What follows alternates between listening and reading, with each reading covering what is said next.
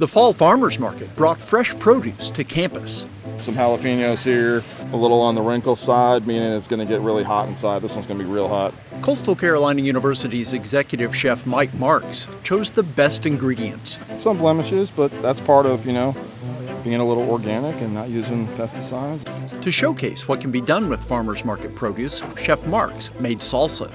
Okra was just one of the main ingredients. Some fresh eggplants, some fresh corn, some fresh tomatoes, some fresh scallions that we found here in the market.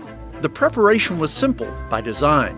Just take some fresh flavors, a little bit of salt and pepper, some oil, and create a great dish. Therein lies the lesson for students. I want them to understand that you don't have to be a master at something to make something great. In a short time, market ingredients were returned to Prince Lawn, completely transformed. It was so good. It had like a little spice, but it just tasted so natural and refreshing. It was amazing. Mission accomplished.